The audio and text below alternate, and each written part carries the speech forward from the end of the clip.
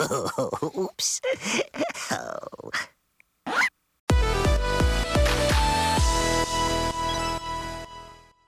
A lot of people recommend to me banned episodes of cartoons, and more often than not, I check them out to see which episodes were banned and from what shows. What happened? What did they say?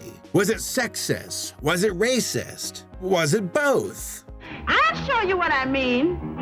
In Harlem, there's a little place where everyone goes to see the way a washerwoman washes her clothes.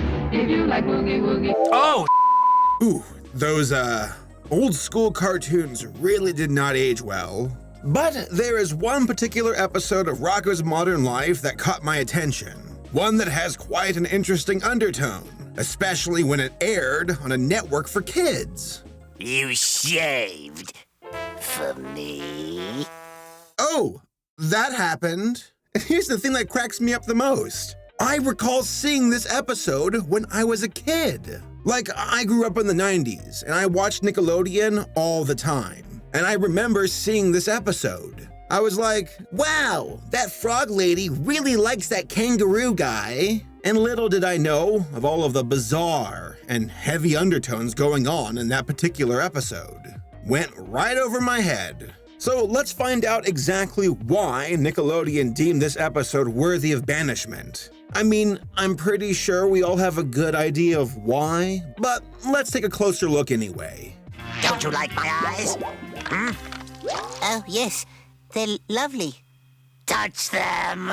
Before I talk about the banned episode, let's talk about the origin of Rocko. It was a cartoon show on Nickelodeon that ran from 93 to 96. A show about an anthropomorphic wallaby named Rocko. We follow him and his friends and see all of the misadventures they get in. You got Heifer the cow, Figment? No, you're not Figment. That's the guy from Disney.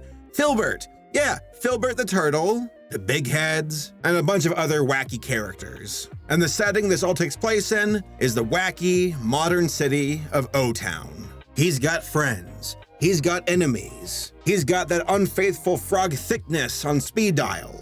Oh, baby, oh, baby, oh, baby. Rocko? Mrs. Bighead? Basically, it was a comedy cartoon, and one that wasn't a stranger to mature themes, jokes, and innuendos. That really was a hallmark of the 90s. So many shows went under the radar with their comedy. I'm looking at you, Animaniacs. I found prints! No, fingerprints. I don't think so. The guy who created Rocko, Joe Murray, had a couple of other instances where his cartoon had scenes or entire episodes that were censored by the network. For example... Oh, we have premature departure. You can have room now. How long you want? Just till tomorrow. All night? Okay. As you can see, Rocko was a bit of a thorn in the side of Nickelodeon, and I find that absolutely hilarious. Overall, I see Rocko's Modern Life as a more chilled-out version of Ren and Stimpy, and I like that, both as a kid and as an adult. It was also cool seeing Rocko return earlier this year with a TV movie. It was like walking into a 1990s time capsule. It should also be said that Rocko was a springboard for a lot of artists who would go on to create and work on other successful shows, such as Steven Hillenburg, Tom Kenny, Carlos Alazraski, and Dan Povenmire and Jeff Marsh, who would go on to create Phineas and Ferb. So yeah, Rocko performed modestly on Nickelodeon. It wasn't as big of a financial or critical hit as Rugrats or anywhere close to SpongeBob, but it did fine. I mean, good enough to get a reboot in 2019. But for me, I will always remember Rocko for walking the line when it came to its humor and innuendos. Well, that's all the time we have today. Speaking of which, let's talk about the episode. And its name? Leapfrogs. I get it. More like frogs. All right, so what makes this episode stand out? Why was it flat out banned from the network? The episode starts off with Rocko's neighbors, the big heads. I will help you. We see them playing up that old, the romance in our marriage is dead trope. But we then discover that the romance in their marriage is dead. Bev? Yes, Ed? We're almost out of mouthwash. Hey, but don't worry. Cupid is here. And he launches a barrage of arrows to light a fire in Ed, but fails. So Bev feels empty and unloved, but then sets her sights onto Rocko. A little attention from a man.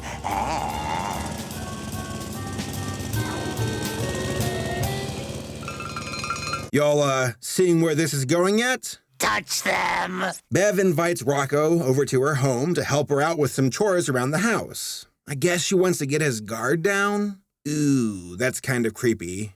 I was wondering, perhaps you'd like to earn a few extra bucks helping me with some odd jobs. I could really use a man around the house today. Well. Fortunately for Rocko, these chores backfire on Bev and ruin the moment time and time again. To be fair, Rocko does not want to be there, and he keeps trying to find excuses to leave the house. But the poor guy is just so dang polite. Oh, God. So this is where things get weird, and is probably the main reason why the episode got banned. Would you zip me up, darling? Oh, that tickles.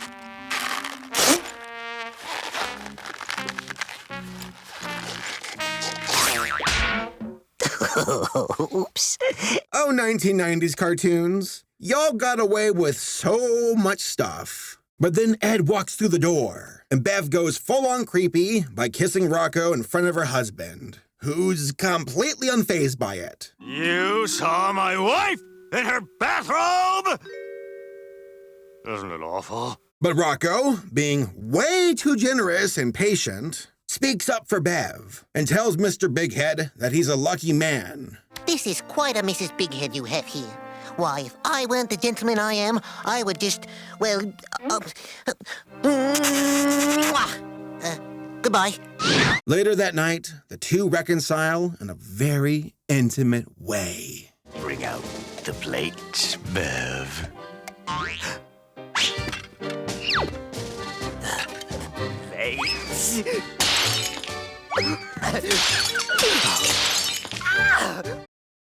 Cartoons are weird, and I also fully understand why this episode was taken off the air by Nickelodeon. It's a bit much. Like, even with the innuendos, this goes a bit overboard. And the best part? This was the second episode from the series. What a way to launch a show. Nickelodeon's like, hey, welcome to the network. What you got to show us? And Rocko's like, okay, here you go. Oh, no. Touch them. And according to my sources, the episode was pulled after it aired in '93 and was replaced by another episode called Wallaby on Wheels. Though, here's the thing. The episode actually returned to television in 2002 as a rerun on Nicktoons, to which it was pulled from circulation again. Ah, Rocko, you just know how to ruffle feathers. I'm just glad we got to say goodbye to you one more time in all of your innuendo glory. Touch them. Yes, oh my. Very soft and veiny. Oh, you always know exactly what to say.